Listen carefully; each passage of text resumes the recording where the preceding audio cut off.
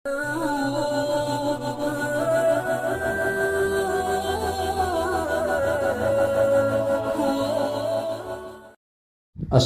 علیکم ورحمۃ اللہ وبرکاتہ۔ بسم اللہ الرحمن الرحیم۔ آج ہم تاریخ کی روشنی میں مذاہب کی اقسام بیان کرنے جا رہے ہیں۔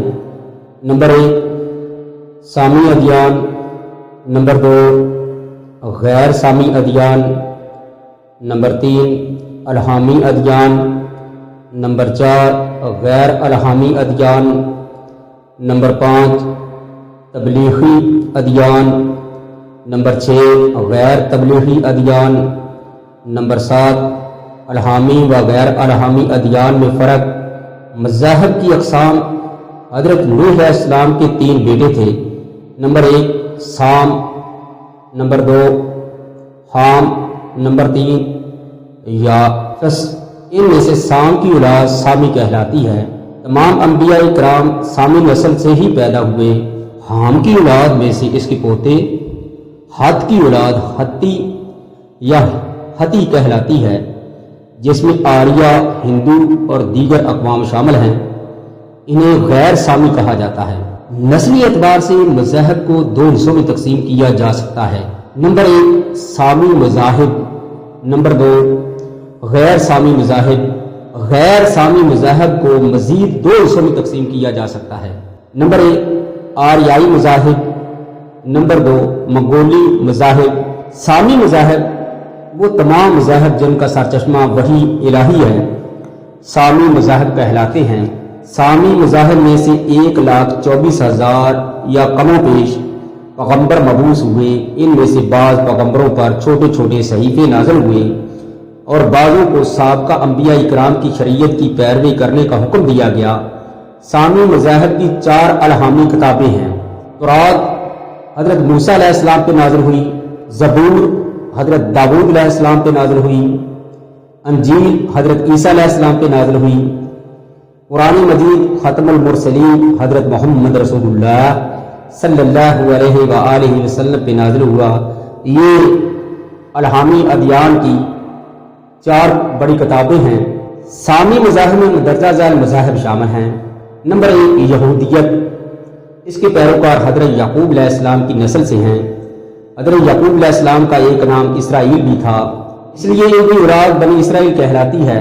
یہودی شریعت موسوی کے پیروکار ہیں اور تورات ان کی شرعی کتاب ہے۔ نمبر 2 عیسائیت۔ حضرت عیسیٰ علیہ السلام بنی اسرائیل سے پیدا ہوئے، ان کے پیروکار عیسائی کہلاتے ہیں۔ ان کی الہامی کتاب انجیل ہے۔ یاد رہے عیسائی تورات، زبور اور انجیل کے مجموعہ کو بائبل کا نام دیتے ہیں اور شریعت موسوی پر عمل پیرا ہونے کا دعویٰ کرتے ہیں۔ نمبر 3 اسلام۔ اسلام ختم المرسلین حضرت محمد رسول اللہ صلی اللہ علیہ وسلم کی شریعت کا نام ہے، جو قرآن مجید کے نام سے کتابی صورت میں موجود ہے۔ اسلام کے پیروکار مسلم یا مسلمان کہلاتے ہیں۔ غیر سامی مذاہب۔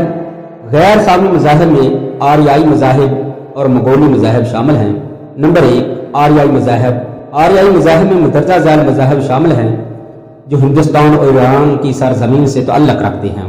ان مذاہب میں پہلا نمبر ہندو مت، دوسرا جین مت، تیسرا سکھ مت، چوتھا زرتشتی، 5واں بدھ مت۔ بعض علماء بدھ مت کو آریائی مذاہب میں شامل کرتے ہیں کیونکہ یہ ہندوستان میں پھیلا پھولا، لیکن اس کے برعکس بعض علماء کا خیال ہے کیونکہ بدھ مت کے بانی گوتم بدھ نیپال میں پیدا ہوئے اور نیپال ہندوستان کا حصہ نہیں، اس لیے بدھ مت کو آریائی مذاہب میں شامل نہیں کیا جا سکتا۔ ان کا خیال ہے کہ بدھ مت کو منگولی مذاہب میں شامل کرنا چاہیے۔ دوسرا مذہب جو غیر سامی ہیں منگولی، اس کی مختلف شاخیں ہیں: کنفیوشسزم، آو مت، شانو مت، اسلاف پرستی۔ بدھ مت۔ بعض علماء بدھ مت کو آریائی مذاہب میں شمار کرتے ہیں اور بعض منگولی مذاہب میں۔ الہامی و غیر الہامی مذاہب میں فرق کیا ہے؟ وہ مذاہب جن کا سرچشمہ وحی الہی وہ الہامی مذاہب کہلاتے ہیں۔ تمام سامی مذاہب کا سرچشمہ کیونکہ وحی الہی سے، اس لیے انہیں الہامی مذاہب کہا جاتا ہے۔ الہامی مذاہب کی تعداد 3 ہیں: یہودیت، عیسائیت، اسلام۔ سامی اور الہامی مذاہب کے علاوہ تمام مذاہب غیر الہامی مذاہب کہلاتے ہیں۔ تبلیغی و غیر تبلیغی مذاہب، بعض علماء نے مذاہب کو مزید دو حصوں میں تقسیم کیا ہے۔ نمبر 1، تبلیغی مذاہب، وہ مذاہب جن کی باقاعدہ تبلیغ کی جاتی ہے، مثلا عیسائیت اور اسلام۔ نمبر 2، غیر تبلیغی مذاہب، وہ مذاہب جن کی تبلیغ نہیں کی جاتی اور وہ خاص نسل یا علاقے تک محدود رہتے ہیں۔ بعض علماء نے تمام الہامی مذاہب کو تبلیغی مذاہب اور تمام غیر الہامی مذاہب کو غیر تبلیغی مذاہب قرار دیا ہے۔